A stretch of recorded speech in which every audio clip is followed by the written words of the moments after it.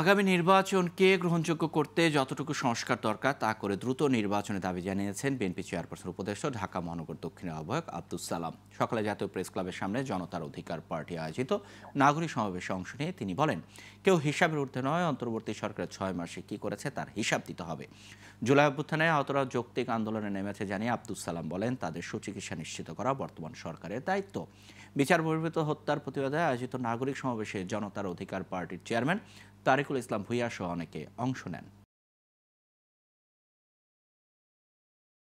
কালো টাকার মালিক যাতে না হওয়া যায়, সংস্কার করেন কিভাবে এই জাতিতে ভালো মানুষকে ভালো রাখা যায়, ভালো মানুষের চরিত্র যাতে হনন না হয়, ভালো মানুষকে যাতে চোর না হইতে হয়, সেটার জন্য সংস্কার করেন।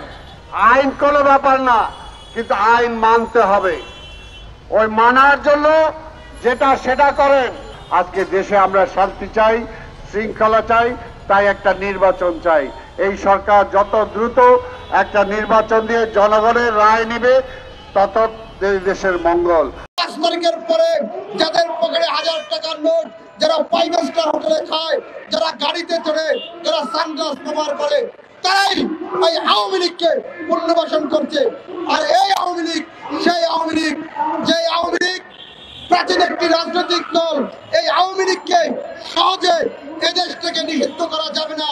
তার কারণ একটা, আওয়ামী লীগকে যদি নিষিদ্ধ করতে হয়, আওয়ামী লীগকে যদি যারা পুনর্বাসন করছেন তাদের নামের তালিকা আপনারা নিয়ে নেন। আওয়ামী লীগকে তারাই পুনর্বাসন করছেন, কারণ আওয়ামী লীগের কাছে প্রচুর পরিমাণ লুটপাটকারী অর্থ আছে, অস্ত্র আছে, গোলা বারুদ আছে।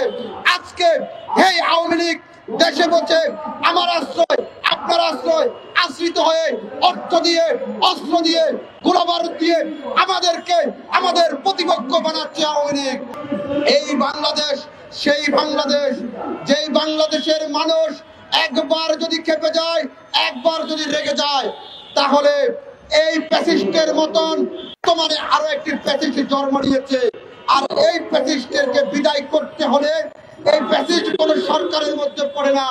অন্তর্বর্তীকালীন সরকার বলছে, আমি মনে করি ওরা অন্ধকারের একটি সরকার।